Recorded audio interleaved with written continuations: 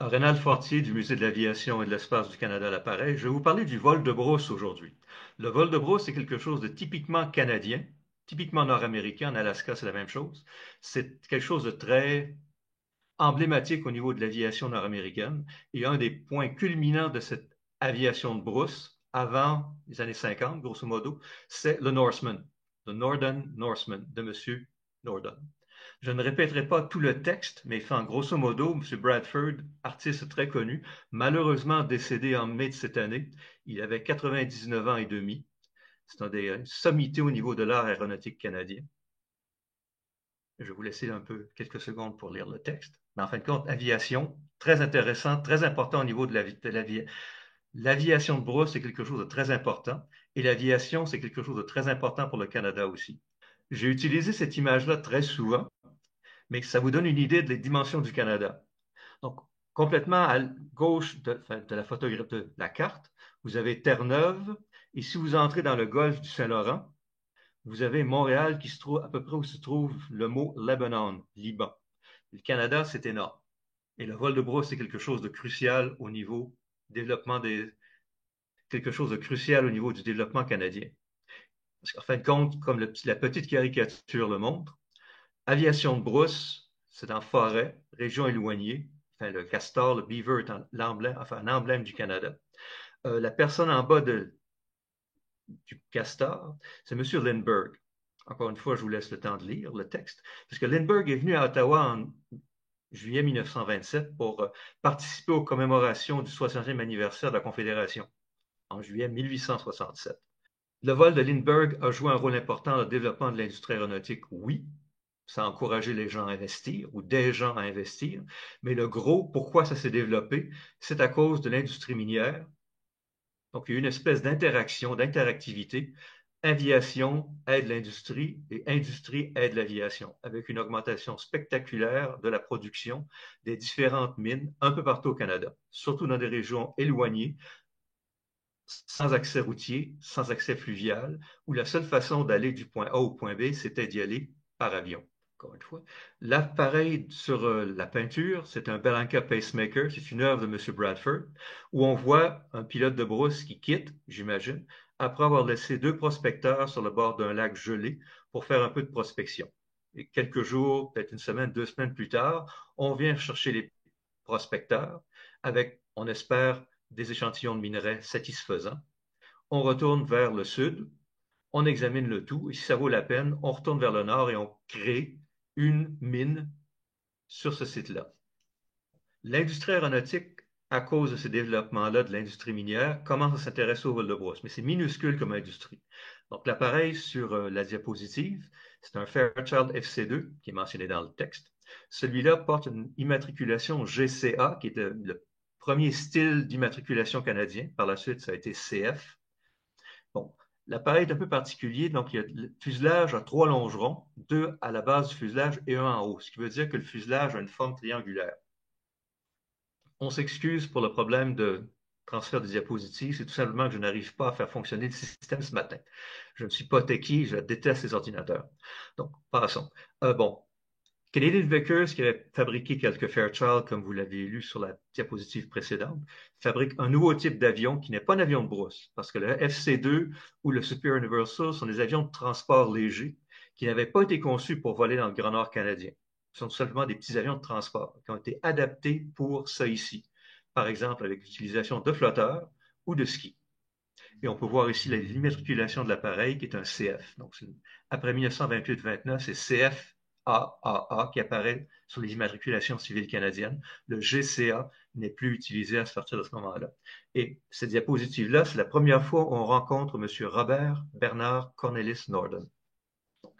Après avoir fabriqué quelques appareils de type Fairchild Super Universal, Canadian Vickers va faire affaire avec Bellanca Aircraft of Canada, enfin je ne lirai pas le texte, et fabrique une demi-douzaine de Bellanca Pacemaker. On en voit un ici sur flotteur, un appareil de l'Armée de l'air du Canada, enfin du corps d'aviation royale canadien.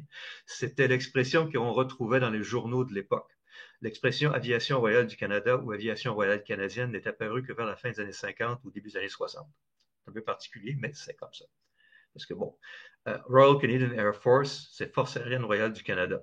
Pourquoi c'est traduit en aviation royale, je n'en sais rien. Et on retrouve encore une fois M. Norden, parce qu'il avait été impliqué dans la création de Bellanca Aircraft of Canada. Mais qui c'est, ce M. Norden? C'est un Néerlandais, 1893, famille relativement prospère. Sa mère, soit dit en passant, n'est pas une parente de Winston Churchill. Le nom de famille, c'est une simple coïncidence. Donc, tragédie en 1908. Donc, il a perdu une bonne partie de sa jambe droite. L'accident à cause d'un tramway. Il fallait faire attention pour monter à bord. Donc, janvier, il a pu glisser, tomber sous la roue, puis la roue lui est passée sur la jambe. Ça se produisait malheureusement assez souvent, que ce soit en Europe ou en Amérique du Nord. Le tramway, ça pouvait être très dangereux. Comme beaucoup de jeunes gens, surtout des jeunes garçons, mais un certain nombre de jeunes filles, fascinés par l'aviation. On le voit ici avec un de ces modèles réduits, un modèle en A, ce qu'on appelle le A-frame model, enfin des appareils à moteur élastique avec deux hélices, une de chaque côté à la base du A. Ce sont des appareils qui peuvent être très rapides, très performants. Le monsieur Gamage mentionné sur le texte par hasard, c'est un monsieur, le propriétaire fondateur d'un des plus importants, sinon du plus important magasin d'articles de sport au Royaume-Uni. Il avait décidé de financer un certain nombre de prix sportifs, dont la compétition d'aéromodélisme et la Coupe Gamage, le Gamage Cup. M. Nordine, à cette époque-là, on parle de 1913, il va avoir une vingtaine d'années, est polyglotte. Évidemment, français, anglais, allemand et néerlandais. Bon, je ne lirai pas le texte.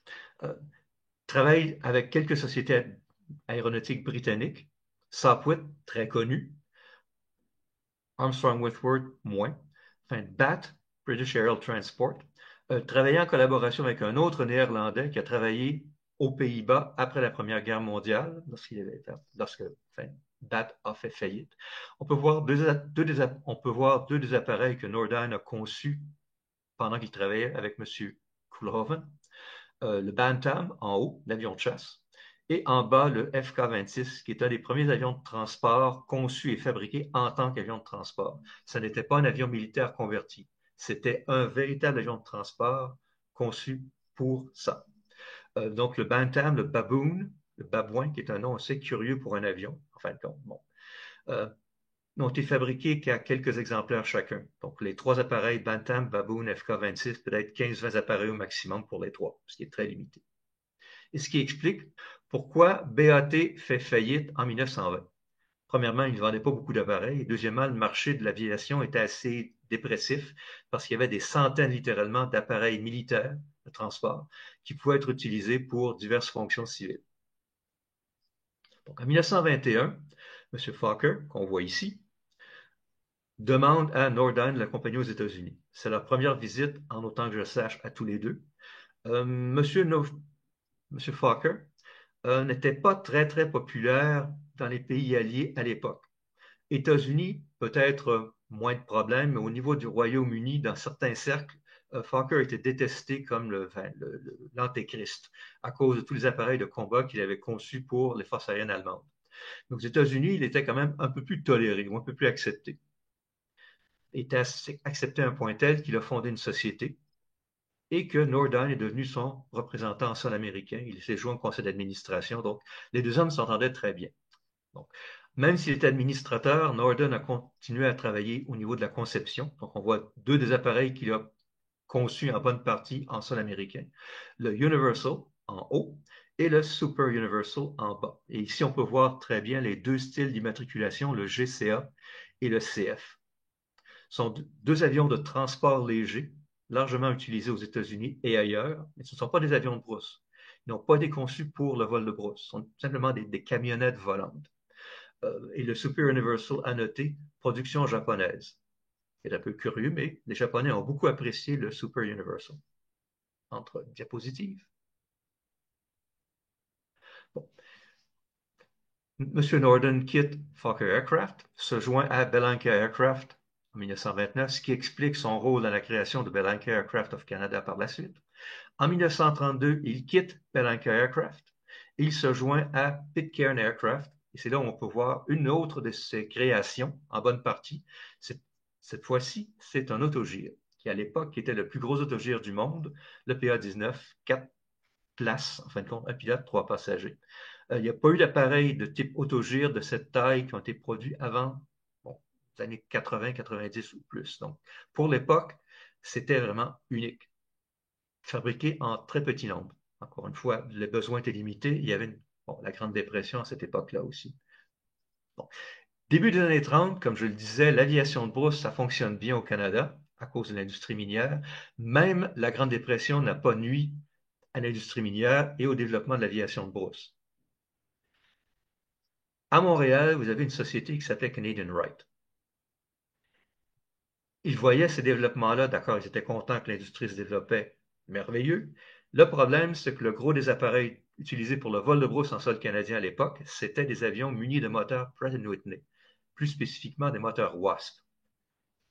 Que faire pour mettre, sinon terme, du moins diminuer la prépondérance, la domination des moteurs Pratt & Whitney au Canada? L'idée leur est venue, pourquoi ne pas concevoir un nouvel avion de brousse conçu dès le point de départ pour être muni de moteurs fabriqués par Curtiss-Wright? Qui pourrait faire ça? Norden. Donc, on demande à Norden de déménager en sol canadien. On voit l'édifice où il déménage ici. C'est un édifice 10 à 12 étages, un des premiers édifices en béton armé en sol québécois, peut-être canadien. Il s'installe en haut avec son équipe et on commence à travailler sur un avion de brousse idéal, conçu en tant que tel comme avion de brousse. Ce n'est plus un avion de transport léger cette fois-ci. Conçu pour opérer dans des régions éloignées, que ce soit sur la neige, sur l'eau, sur la glace, sur le sol, piste courte, charge utile importante, grande porte, plancher solide, cabine spacieuse, excellente visibilité. On peut voir ici le logo, enfin l'insigne de Norden Aircraft, fondé en 1935. C'est le Norseman. Le Norseman, c'est le Viking, en fin de compte. Et on peut voir en bas la première usine de Norden, qui est une ancienne usine de la société Curtiss-Wright qui avait fait faillite en 1932. C'est une petite usine avec des espaces de fabrication assez limités, donc la largeur des allées était plutôt limitée. Pour un petit avion qui avait une envergure de 10 mètres, c'est bien. Pour un appareil comme le Norseman qui a une envergure de 15 mètres, c'était plutôt serré. En 1935, on travaille comme des damnés pour compléter l'appareil avant que le fleuve Saint-Laurent ne gèle, parce que Norden voulait faire l'essai de son avion sur flotteur. Parce qu'en fin de compte, c'était comme ça qu'il allait être utilisé le plus souvent. Parce qu'en hiver, on vole d'accord, mais on essaie de ne pas voler trop souvent non plus à cause des problèmes de température. Il y a également le gel, fin de l'automne, le dégel, début du printemps sont des périodes de l'année où on ne peut pas voler. Donc, novembre 1935, premier vol du CF-AYO, qui est le prototype du Norseman, sur flotteur. Tout se passe très bien. L'appareil est excellent, le pilote est enchanté, pas de problème majeur. C'est un avion de brousse excellent pour l'utilisation en sol canadien, en région éloignée. Donc, premier vol en novembre 1935 et il livrait une société de vol de brousse dès janvier 1936. Le hic, c'est que, bon, je ne lirai pas le texte, la version en tant que telle fonctionnait très bien, sauf qu'elle était sous-motorisée. Donc, vous avez peut-être une demi-douzaine de Norsemen qui ont été munis de moteurs, soit Whirlwind, soit Wasp de 425-450 chevaux, mais qui manquaient de puissance. Donc, ironiquement, c'est avec le moteur Wasp que Canadian Ride voulait essayer de remplacer que le Norseman parvient à réaliser son plein potentiel. La question que je me pose, M. Norden, concepteur très avisé, est-ce qu'il se doutait que le moteur de 420 ou 450 chevaux ne suffirait pas? Moi, je me pose la question. Évidemment, il n'a pas fait ça méchamment, mais il pouvait quand même. Il devait concevoir l'avion pour pouvoir recevoir un moteur plus puissant. Et en fin de compte, ça s'est réalisé être une très bonne idée, parce que c'est avec le Wasp, le Norseman 4, que le Norseman est devenu l'avion de brousse qu'il est devenu. En passant, je suis tombé là-dessus par hasard. Fin des années 30, il y a un certain nombre d'avionneurs européens, surtout français, mais également Fokker, qui sont venus au Canada et aux États-Unis pour voir s'il n'y aurait pas moyen de produire des appareils en sol nord-américain. Breguet, par exemple, ou Amiot. Mais Fokker serait venu faire un petit tour à Ottawa pour voir s'il n'y aurait pas moyen de faire quelque chose ici. Quel est le type d'avion de combat qu'il prévoyait, qu'il espérait fabriquer ici? Je n'en sais rien. Mais ça n'a mené absolument rien de toute façon. Donc, Fokker est mort en 1939 et soit dit en passant, ça n'était pas un fan du national-socialiste. Du nationaliste, pardon, ça n'était pas un fan du national. Ça n'était pas un fan du national-socialiste. Pardon. Bon. 1938, changement de nom, Northern Aircraft, Northern Aviation. Donc, 36 à 39, donc en l'espace de 3 ans et demi, a livré à peu près 22 appareils. Ça fait un avion tous les 2 mois. Ça ne fait pas des enfants forts. Mais grosso modo, c'est une toute petite société. La plupart livraient des sociétés de vol de brousse, 4 au Corps d'aviation royal canadien et 1 à la Gendarmerie royale. Et les deux photographies, les deux diapositives ici, montrent en fin de compte un appareil du CARC en haut et un appareil de la Gendarmerie royale du Canada en bas. MP, c'est fait Mounted Police. Et c'est quelque chose de très, très curieux que je n'avais pas réalisé auparavant, c'est que de tous les avionneurs canadiens, Nordyne est à peu près le seul qui n'a pas vraiment contribué au programme de réarmement du CARC pendant les années 30. Sauf peut-être les 2 ou 3 qui ont été livrés, enfin, les 4 appareils livrés au CARC, mais c'est vraiment minime comme contribution au programme de réarmement de l'armée de l'air. Norden, homme d'affaires très avisé.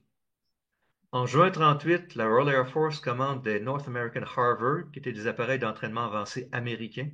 Il s'est dit que on ne peut pas prévoir quel type d'avion de combat la Royal Air Force pourrait commander au Canada. Par contre, au niveau des avions d'entraînement avancés, le seul qui soit vraiment disponible en grande quantité, c'est le Harvard. Je vais donc acquérir la licence de production canadienne et éventuellement, soit le gouvernement canadien, soit le gouvernement britannique va venir me voir et commander des Harvard. Décision très avisée. Il a signé son premier contrat au début de 1940. Deuxième contrat par la suite, et c'était utilisé pour, faute de, faute de frappe ici, destiné, accent, c'était destiné aux appareils, les Harvard étaient destinés aux écoles de pilotage du plan d'entraînement du Commonwealth britannique.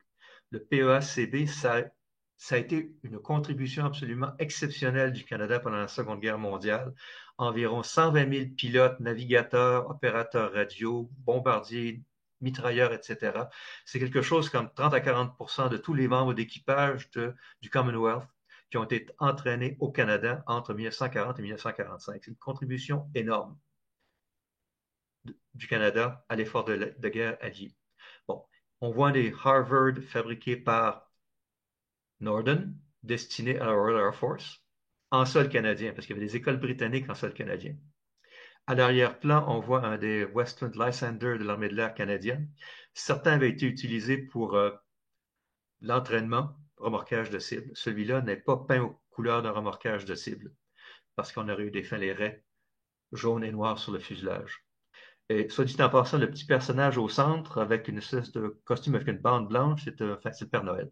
L'appareil devait être utilisé pour une livraison quelconque temps de, à l'époque du temps des fêtes pendant la Seconde Guerre mondiale. Et qu'est-ce qui arrive aux Norsemen pendant que la production de Harvard démarre et part en flèche? On parle de 2800 avions environ produits. La production du Northman se produit, pardon, la production du Norseman se poursuit. Et on peut voir ici la vieille usine de Cartierville de Curtis Reed. On peut voir à quel point l'espace était limité à l'intérieur. C'était tout juste si les ailes pouvaient passer entre les deux rangées de colonnes. Et ça montre en fin de compte que la production en grande série s'est poursuivie jusqu'en 1941. Mais à ce moment-là, bon, enfin, les besoins militaires canadiens étaient remplis.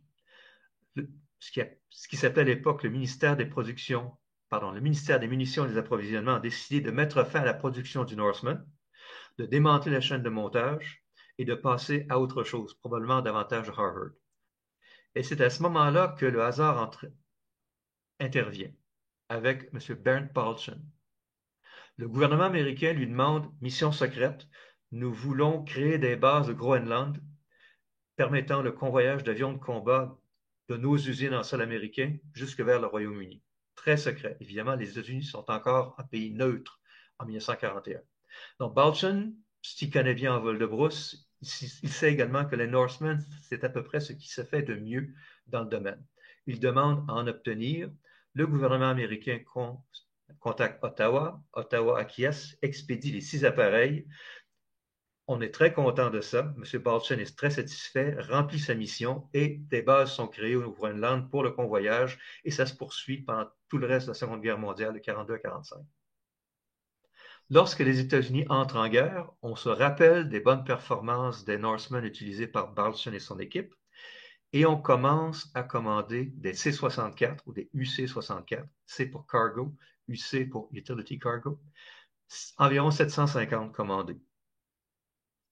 Plusieurs utilisés en Alaska, vol de brousse oblige, mais un certain nombre ont été utilisés par l'armée de l'air canadienne, qui les désigne sous le nom de Norseman 6, mais un certain nombre aussi utilisés par des opérateurs civils canadiens. Donc, les forces armées américaines ont transféré des Norsemen à Canadian Pacific Airlines, dont on voit un appareil, le CFCPP, et au Service aérien provincial d'Ontario.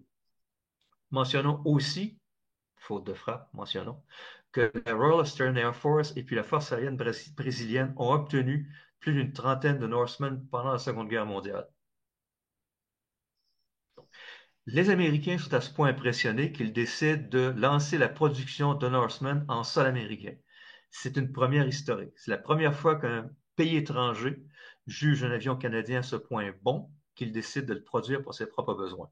Le hic, c'est que le contrat a été résilié et que, en fin de compte, Aeronca a obtenu un contrat de sous-traitance pour des avions de transport à la place. Leur spécialité d'Aeronca, c'est de davantage des petits avions d'observation, comme on peut le voir ici. Ce n'était pas de gros avions militaires. Enfin, le Norseman aurait été le plus gros appareil produit par Aeronca si ça avait été produit. Mais c'est quand même quelque chose d'historique. Le Norseman a été reconnu internationalement. Donc, la photo ici peut paraître un peu curieuse sur la diapositive. Et c'est un système de sauvetage, on pourrait dire, de ramassage à l'arraché de personnes, soit peut-être des espions, derrière les lignes ennemies. Et ça a été vraiment mis à l'essai. À plusieurs reprises, ça fonctionnait très bien. Ça n'a pas été utilisé en opération, mais un système similaire, comme le texte le dit, a été utilisé par un appareil plus gros qui était enfin Dakota, donc C-47, enfin DC-3, tout fait utile, qui était utilisé pour ramasser à l'arraché un planeur de transport pour, par exemple, ramener des blessés ou enfin, transporter diverses pièces d'équipement. C'est assez extrême comme système, mais ça fonctionnait. Donc, autre utilisation pour aider l'effort de guerre, en plus transport, en plus du système de sauvetage, c'était un film à gros budget, qui est Captains of the Clouds, en français, enfin les Chevaliers du Ciel, filmé en sol canadien, et l'appareil sur la diapositive, malgré son immatriculation, cet appareil-là, c'est le prototype du Norseman, qui a été utilisé pendant le tournage en tant qu'appareil piloté, enfin piloté en guillemets, par James Cagney, qui était une grosse vedette de Hollywood à l'époque. Le film a eu une première début 42, enfin quelques villes nord-américaines, enfin, Ottawa, Toronto, Vancouver, à New York, à Londres aussi, et curieusement au Caire, en Égypte. C'est un peu curieux, mais apparemment une première également en février 42 au Caire. Le CARC a collaboré au maximum avec ça. Et fait, il y a un maréchal de l'air qui est William Avery Bishop, Billy Bishop. Certaines personnes connaissent peut-être Billy Bishop. C'est le grand as des as de la chasse canadienne pendant la Première Guerre mondiale. 72 victoires. Enfin, théoriquement 72 victoires parce que disons qu'il y a une certaine controverse qui entoure M. Bishop. Est-ce qu'il a abattu vraiment 72 avions ou un peu moins? Mais je n'irai pas plus loin pour ne pas me faire crucifier par les amateurs d'aviation canadiens, peut-être européens aussi. Février 42, visite VIP aux usines, c'était la princesse Juliana et son époux. Ce n'est pas leur fille, donc la petite fille, c'est une personne qui est remise, enfin les fleurs habituelles remises aux VIP. Pour une fois, M. Norden a pu parler en néerlandais avec des Néerlandais, ce qui n'arrive pas très très souvent en sol canadien. Et le prince Bernard est revenu par la suite faire une petite visite des installations de Norden Aviation en fin 1943, un peu avant les fêtes de Noël. La production de Norseman, la production de Harvard se poursuit jusqu'en 1945, fin de la guerre. Il y avait quand même une diminution des effectifs de l'industrie qui avait commencé à cette époque-là. En 1944, on parle de presque 12 000 personnes chez Norden seulement. En 1945, c'était coupé plus de moitié. Et évidemment, avec la fin de la guerre, les coupures ont été massives. Mais grosso modo, entre septembre 39, septembre 45, enfin la date de la signature de la reddition japonaise, on parle d'environ 825 Norseman et plus de 2800 Harvard. Et le Norseman est le seul avion produit sans interruption en sol canadien entre 39 et 45.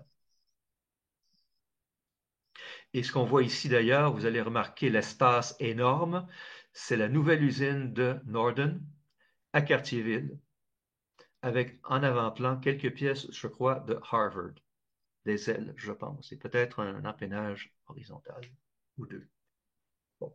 Capitulation ou reddition septembre, résiliation de contrat massive, mise à pied massive. Nordine espère toutefois que le nouveau Norseman civil, enfin, qui est inspiré du Norseman militaire, qui est le Mark V, enfin le V, parce qu'il y avait en anglais, je ne sais pas si ça était utilisé, ouais, oui, c'était utilisé en français aussi, v for victory, V pour victoire, V pour victoire. Ta ta ta ta. C'était Beethoven.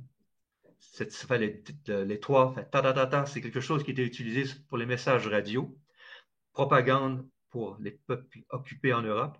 Et c'était V pour la victoire. Monsieur Nordine était très patriote. Il a gardé la désignation Mark V pour après la Seconde Guerre mondiale. C'est pour ça que le Mark IV avant la Seconde Guerre mondiale, Mark VI, qui étaient les appareils américains remis à l'aviation canadienne, mais le Mark V après la Seconde Guerre mondiale. On a beaucoup d'espoir que ça va se vendre. Le problème, c'est que Norden perd l'usine de Cartierville moderne.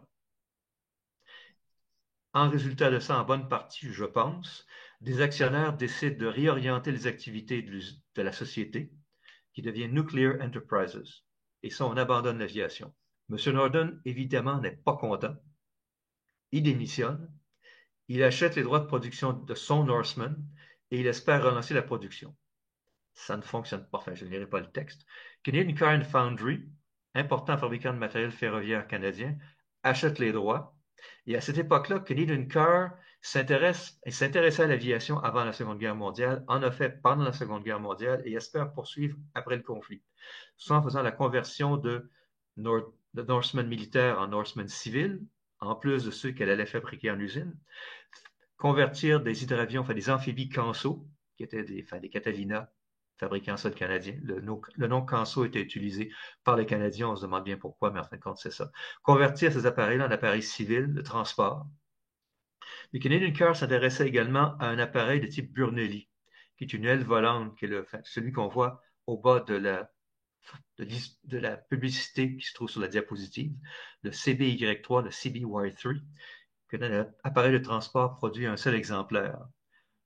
La formule Burnelli n'a jamais vraiment prise. Donc, bon, Canadian Car va produire un certain nombre de Norseman, mais le gros problème, c'est que vous avez des centaines d'avions des forces armées américaines qui sont démobilisés et vendus au surplus de guerre à prix réduit. Donc, essayer de vendre des appareils tout neufs dans un marché qui était obnubilé par des Norsemen des surplus de guerre, ça n'a pas vraiment fonctionné. En plus, vous avez les Américains qui donnent des Norsemen à quelques forces aériennes alliées et à quelques transporteurs aériens. Donc, ça n'aide pas du tout Canadian Car. Cela dit, ils ont conçu une nouvelle version de l'appareil, le Mark 7, fuselage allongé, aile métallique. Un seul appareil a été modifié. L'appareil n'a pas pu se vendre parce que le marché était saturé par les avions des surplus de guerre. Et grosso modo, la production prend fin. Mais avant ça, évidemment, les centaines de Norsemen des surplus de guerre se retrouvent au Canada, bien sûr, en Alaska, oui, également, mais un peu partout dans le monde, de l'Australie jusqu'à la Suède. Et on peut voir, par exemple, ici un appareil australien en haut et un appareil suédois en bas. Prochaine diapositive. Un autre utilisateur important canadien, celui-là, c'est le service d'ambulance aérien de Saskatchewan, province canadienne de l'Ouest, qui est le premier service de transport médical aérien non militaire au monde, inauguré en février 1946. Et on peut voir un de leurs Norsemen, SAH, et un autre en bas, SAM, sur le timbre peint par M. Bradford. C'était utilisé à partir de 46-47 et pendant de nombreuses années dans la province, été comme hiver, pour transporter des blessés. Parce que si vous êtes en Saskatchewan, c'est une province très rurale. Vous êtes à 5 ou 6 heures de route de l'hôpital le plus proche, blessure grave, la seule façon d'y aller pour survivre, c'est d'y aller en avion. Et c'est pour ça que le gouvernement de Saskatchewan a créé ce service-là en 1946. Donc, le timbre en bas, soit dit en passant, fait partie d'une série que M. Bradford a réalisée. Enfin, il n'a pas réalisé les timbres, il a réalisé les peintures. Magnifique timbre pour le Northern Norseman et une série d'autres appareils canadiens. En 1951, réalisant que ça ne se vend pas, Canadian Car met fin à sa production de Norseman après une cinquantaine d'appareils produits seulement. Monsieur Norden refait surface, réachète les droits de production de son Norseman, surtout pour vendre des pièces de rechange cette fois-ci, soit neuves ou soit des pièces de rechange qu'il avait acquis le Canadian Car, et ce pour des sociétés de vol de brousse canadiennes, américaines et autres. Pourrait avoir assemblé quelques appareils, enfin, la compagnie de M. Norseman et peut-être certaines sociétés de vol de brousse. Donc, ils achètent des appareils plus ou moins complets.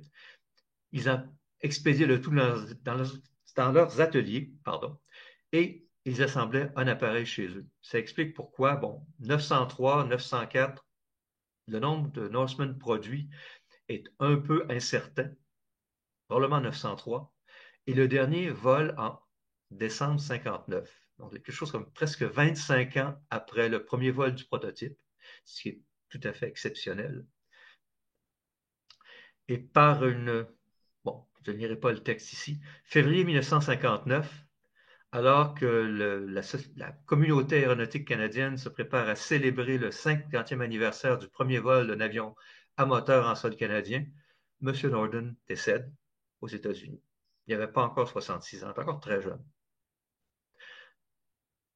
Bon, 22 février, le décès de Nordheim. 23 février, le 50e anniversaire.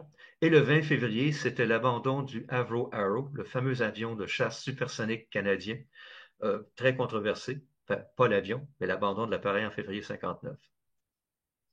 Un peu auparavant, donc la petite compagnie de M. Norden avait défrayé la manchette à cause de cet appareil-là, un appareil d'allure un peu étrange qu'on appelle une channel wing, une aile canal de M. Custer.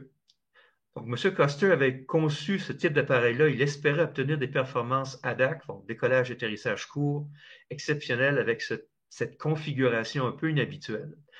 Il avait essayé de produire ces appareils aux États-Unis, ça ne fonctionnait pas très bien, donc il a contacté la petite société Northern Norseman pour voir s'il n'y avait pas moyen de faire des affaires. Donc, la société était un petit peu intéressée, mais ne s'était engagée à rien. Donc, quand ça a commencé à sortir dans les journaux que petite société canadienne va fabriquer un avion américain, blablabla, bla, bla, ils étaient un peu surpris. En fin de compte, ça n'a mené à rien. Et en fin de compte, ça n'a mené à rien du tout parce que l'appareil de M. Custer n'a pas été produit en série, sauf erreur, on en a fabriqué 2. Et en fin de compte, Northern Norseman Aircraft a fermé ses portes, je pense, dans les années 80, mais je n'en suis pas sûr du tout. Mais pendant ce temps-là, des Norsemen continuaient de voler. Et l'idée est venue à M. Ursel de métalliser un Norseman, c'est-à-dire de retirer le revêtement de tissu de l'appareil et de recouvrir le fuselage avec des panneaux d'aluminium. Au moins un appareil a été converti. Quelques autres appareils auraient été métallisés également. Et c'est à ce moment-là qu'on arrive, enfin, dans les années 70, années 80, avec la société Norco Associates en Ontario, qui achète les droits de production d'un appareil, n'oublions pas, le Norseman a volé en 1935. Et en 1982, cette petite société-là décide d'acheter les droits de production. Mais ça n'a pas donné grand-chose. Le Norseman, à l'époque, c'est un bon appareil, d'accord, pour les années 30, 40, 50, mais les années 80, c'était plutôt dépassé. Et en fin de compte, Norco disparaît probablement dans les années 80 après avoir reconstruit un ou deux avions puis avoir vendu peut-être certaines pièces. Un peu d'entretien aussi. Et c'est plus ou moins comme ça, merci beaucoup, pour que l'odyssée de production ou de reconstruction, ou de renouvellement de la production du Norseman se termine. Quelle est la situation aujourd'hui? Donc, on en a environ 35 en Amérique du Nord, dont 25 au Canada, 10 aux États-Unis, qui sont dans les registres. Est-ce qu'ils sont en état de vol? Je n'en suis pas certain.